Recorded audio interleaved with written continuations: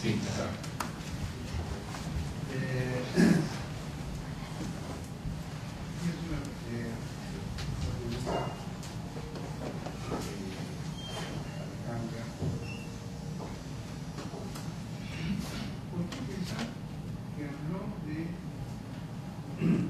No se escucha. No, ¿por qué piensa ella? Sí. Este proyecto que se resume en el nombre que le dio a una colección de ensayos en busca de la biología argentina, pero que después también fue el título que le dio una colección de libros, que bueno, que es la colección de libros que vos continuás, ¿no? ¿Qué quiere decir esto? No es que esté buscando ninguna prueba, sino más bien ni que me pueda señalar ninguna evidencia, sino que te despierta esto. La otra es para Paula, porque un poco lo acaba de decir Sebastián. Cuando uno dice, bueno, Foucault, porque uno toma, hay muchas declaraciones de Oscar, habla de la estación Foucault, pero yo digo, bueno, ¿cuáles son los libros Foucaultianos de Oscar? Hay uno que es claro. Quiero decir que uno se lo reconoce, cita la estructura del libro, que es el libro Soy Queridos. Pero no, el libro Soy Querido que editó Merico. No ya lo que va a editar Alianza acá en... Y yo creo que ese Foucaultismo, como cierto nietzscheanismo, corresponde a una cierta estación de terapia. Pero uno no podría decir toda la producción intelectual, claramente no los años 60 en adelante, se inscribe en, si es que se puede hablar de un paradigma Foucault, que también es así difuso, ¿no? Entonces, añado un texto que yo creo que, una mención, que yo creo que faltó, el libro de Marshall Berman, todo lo que es sólido se disuelve en el aire. Yo creo que es muy importante, incluso para su lectura de Mariátegui, ¿no? Cuando el modernismo se disocia de la modernización socioeconómica para subrayar la dimensión estético-literaria de esa, ¿no? Y acá estoy abusando de un conocimiento directo, porque fue un libro del que se habló, e incluso a la hora de preparar el programa Pensamiento Argentino y Latinoamericano, estuvo presente aún la contraposición entre modernización y modernismo que está en ese libro. Pero bueno, lo de Foucault, habría que redimensionarlo para no atribuirle una duración que no tiene en la, me parece a mí, texto de terapia. Último comentario. ¿Cuánto le debe Oscar a Tulio Perindoli? Como todos.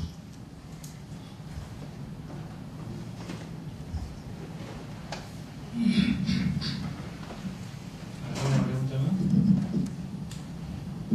Pero ¿Quieren que después...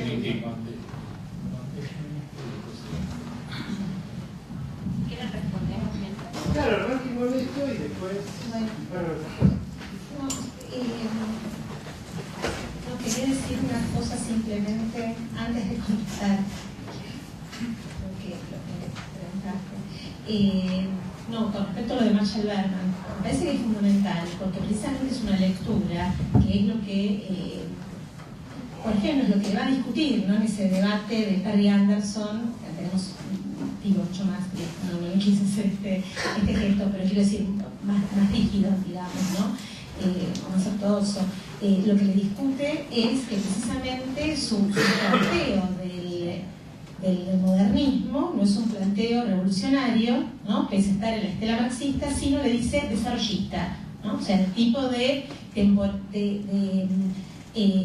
temporalidades que muestra Berman, dice él es desarrollista, pero uno podría decir de otra manera, ¿no? Ese pasaje que va de lo revolucionario al reformismo. Me parece que eso por ahí es algo que habría que pensar en también por qué ese libro en ese momento pegó tan fuertemente acá y hoy en día prácticamente no se nombra, ¿no? O sea, es un libro que quedó, y no es por el Alzheimer que tuvo, claro, Marshall Berman cuando vino a Buenos Aires, no fue una visita, digamos, muy triste, y después se supo que estaba enfermo, ¿no? Pero quiero decir, no es que cayó en desgracia simplemente su lectura de la relación entre modernidad, modernismo y modernización por eso, sino porque algo que me parece que tiene que ver con que ese debate entre revolución y reformismo, que fue tan fuerte, ¿no? En la segunda mitad de los 80 y comienzos de los 90, me parece que no está más, y que en parte explicaría tanto el impacto del libro como el hecho de que hoy prácticamente no se cite. Nada, quería decir eso. En relación con lo otro, en busca de la ideología argentina, y la verdad que no tengo una respuesta para nada. Sí me parece que el énfasis está en la búsqueda, ¿no? El énfasis está en la búsqueda más que en la ideología.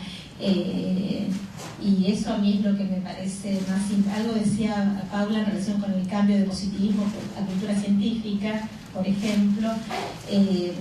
O sea, esos tipos que bueno, como los intelectuales que merecen ese nombre, que pueden pensar y cambiar y hacer esos giros tan importantes. Lo que pasa, me parece que hay dos caminos. Yo por lo menos veo dos caminos, ¿no? Un camino por el lado justamente del socialismo, y ahí la cultura científica empieza en Canet, ¿no es cierto?, el liberal, y termina en ese segundo ingenieros, ¿no?, que es, digamos, el cientificismo que se encuentra con esa suerte, digamos, de socialismo, y la otra que sería la exploración por el lado del liberalismo, ¿no es cierto? ¿No? Estaban ganas de cantar.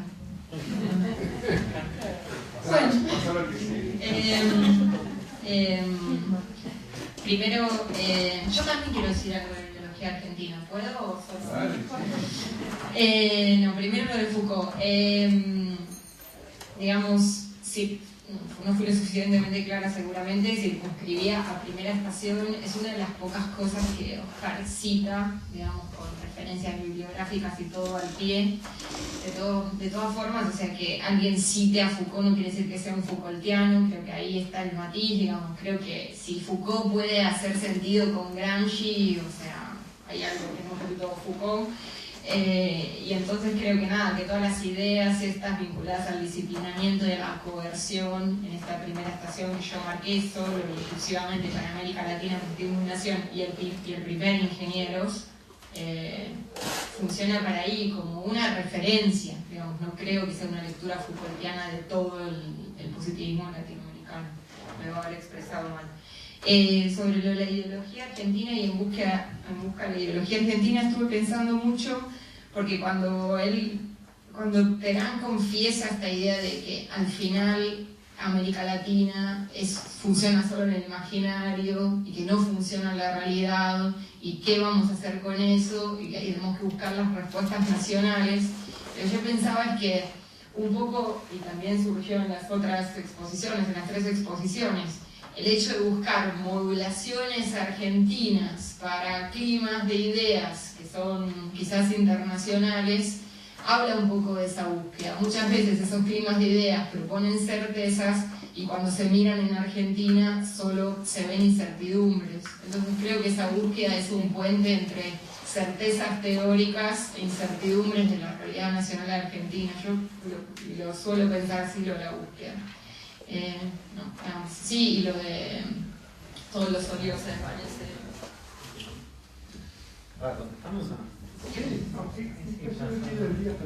No, yo también algo, más que el aporte de Carlos acerca del libro de Marshall Berman, que en efecto creo que está en el clima de ese momento y de esas lecturas sobre los modernos intensos, etcétera. Creo que hasta lo cita en ese artículo. No, quería decir algo respecto de En busca de la ideología argentina, porque tal vez uno lo podría pensar como un título con un dejo irónico, en el sentido de que recordemos que inmediatamente luego del título el libro empieza algo así, como En busca de la ideología argentina es el título proustiano de un libro imposible, algo así. Y continúa diciendo, más bien, este libro podría llamarse Fragmentos de un discurso, parafraseando a Barthes, dice.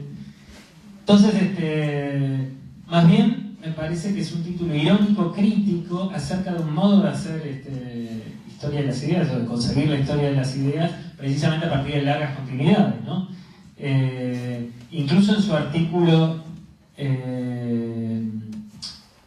El primer antiimperialismo latinoamericano también está muy presente esto, ¿no? Digamos, una reconstrucción de una serie que busca producir un efecto crítico sobre una tradición del antiimperialismo que es pensado, él dice algo así como, en sus luminosas continuidades. Bueno, en este caso me parece que también el libro tiene ese título, pero después son fragmentos, ¿no? Que vienen a testimoniar que, bueno, que esa ideología con mayúsculas es imposible. Bueno, ya que estoy, aprovecho para hablar. No, quería retomar algo que dijo Martín porque me parece algo sugestivo que no aparece en las ponencias. Bueno, yo creo que es cierto, estoy de acuerdo con esto de que En busca de la ideología argentina tiene algo de irónico, ¿no? En su formulación. Porque a mí me parece que, bueno, más allá de las distintas influencias que tuvo Gramsci, Foucault, etc., del instrumental teórico al que él apeló, y su intento de dar cuenta más con su pasado político, él tenía también un objetivo más específico dentro de la historia de ideas, de la historia intelectual. Y yo creo que quizás si lo reducimos al punto cero, al punto más básico, ¿cuál fue el gran aporte de Oscar? Para mí fue desmantelar la filosofía latinoamericana. Si digamos, algo hay que rescatar del gran cambio que introdujo en la historia intelectual, tiene que ver con esto, de conmover esas visiones más esencialistas, teleológicas, más propias de la filosofía latinoamericana, ¿no? Me parece que eso merece un capítulo especial y que está muy ligado a este concepto, en cierta forma irónico, de En busca de la ideología argentina. Bueno. Sí. No, yo quería decir algo que me pareció que está muy presente en las ponencias, que por cierto me parece que hicieron un trabajo estupendo, que es que se hace necesario recalcar en qué medida Oscar es un historiador muy particular,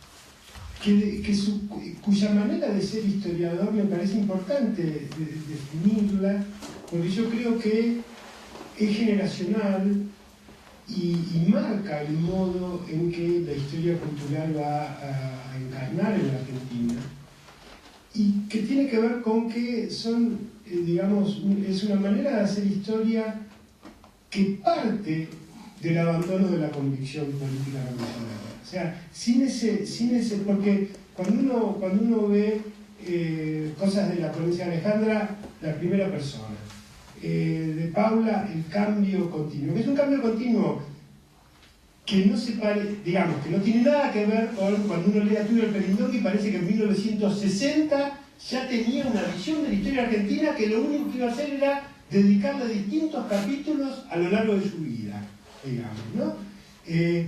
Pero tampoco es un cambio a la Foucault, que cada libro es el abandono de una etapa y la apertura de una nueva. Es un cambio conversado a través de la primera persona como una especie de autorreflexividad permanente, que yo creo que está marcada por un origen no historiador, digamos, no historiográfico, y que es el origen de ruptura con una convicción política, ¿no? Entonces, me parece que localizar la historia como un espacio de producción intelectual, podríamos usar una palabra un poco extrema, no quisiera que se tomen alguno de los significados de esta palabra, pero creo que en algún punto lo es, una suerte de refugio de producción intelectual, en el cual poner a prueba toda una serie de instrumentos que provienen de la experiencia política, como la crítica ideológica, como la combinación entre teoría crítica y reflexión histórica, etc. Pero al mismo tiempo, al abrigo, digamos, de lo que era una visión teleológica que efectivamente pone en crisis, como dice Elías, etc. Me parece que fue el lugar desde el cual desmontar esos discursos que en primer lugar eran personales. Y por eso me parece que todos estos rasgos que han sido muy bien señalados, incluyendo a la particularidad del Foucault que marcó Sebastián y que ahora subrayó Carlos, no se entenderían si uno no hiciera ese trabajo biográfico de ver qué fue la historia para él, o sea, qué clase de historia practicó y qué fue la historia para él, a pesar de que la historia terminó ocupando el periodo más largo de su vida y de su producción. Yo creo que nunca perdió ese carácter provisorio de punto de llegada de otro lado, digamos, que me parece que le da a toda una generación de historiadores culturales. Estoy hablando obviamente de esa generación, Carlos, punto de vista, etcétera, de cómo entra la historia cultural en ese sector de la izquierda argentina, me parece que es fundamental.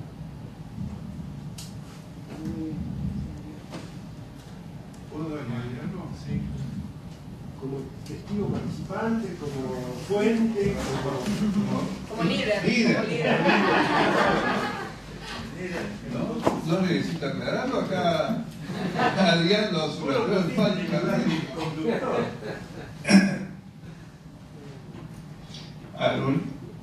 Tengo una idea sobre el asunto de buscar la ideología argentina.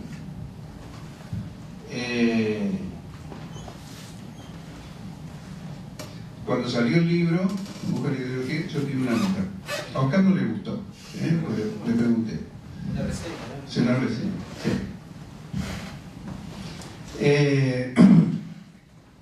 Pero voy a volver eso de lo que dije ahí, que yo creo que...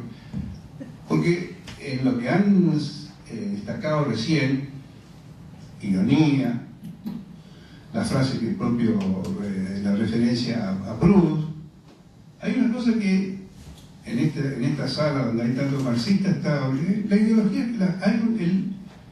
el sintagma, ideología argentina juega con ideología alemana y con la idea de Marx acerca del papel de el sueño ideológico que era a sus ojos la ideología alemana, porque él entendía que había descubierto la dinámica material del mundo que aclaraba las ideas, mientras que había todo un grupo intelectual y en general una tendencia de los alemanes a pensar filosóficamente lo que otros pueblos hacían, ¿no? Bueno, entonces, yo creo que hay un juego irónico con esa idea de con la ideología argentina, ideología alemana. Pero volviendo a lo de Foucault, yo creo que Foucault es una etapa de la ruptura de Oscar con el marxismo. No es que es una etapa en el sentido que adoptó como después podría haber adoptado, no sé, fulano, no. Es una etapa de la liquidación de su lazo con el marxismo. A partir de allí, todo lo que va a hacer, ya lo va a hacer como post-marxista, ¿no?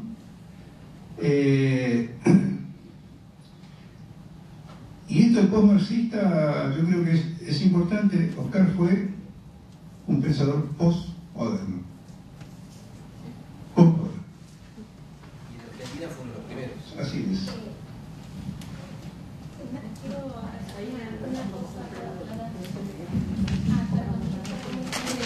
No, que en relación con lo de Foucault, además, la explicación, para que se entienda mejor la expresión Foucault en de catástrofe, no recuerdo el orden, de utopía, catástrofe, no sé qué. Primero está la entrevista ¿no? De Roy Gora y Javier Rimoli, y después está el artículo, o sea que se cambia la cronología y no sé, explicar primero lo que viene después, porque en general se sigue más o menos un orden, y ahí está alterado. Y la otra cuestión con respecto a lo de la ideología, que pienso que hay una entrevista en la que él dice, a mí me gustaría escribir hablando de esto, de cómo a veces en las novelas, en la literatura, ¿no? En la ficción, a mí me gustaría escribir una novela sobre Diego Alcorta, que es el que tiene la cátedra de ideología, digo, si uno quiere avanzar en esa relación entre las dos ideologías, ¿no es cierto? Sí, bueno, yo también pensaba referirme a la cuestión del Foucaultismo o de la estación Foucault entera, pero ahora quiero retomar esto, lo de postmoderno, porque al mismo tiempo, una de las cosas que uno advierte, incluso ya en sus primeros textos, incluso el primero sobre ingenieros, donde están fuertemente citado, digamos, las citas de Foucault, es que hay un punto en el que yo diría que es un clásico en todo caso en el modo de trabajar ese corpus, y en ese sentido va en contra de la idea justamente de que el autor se disuelve, de que la evolución de una obra se pierde en términos de formas, reglas de constitución,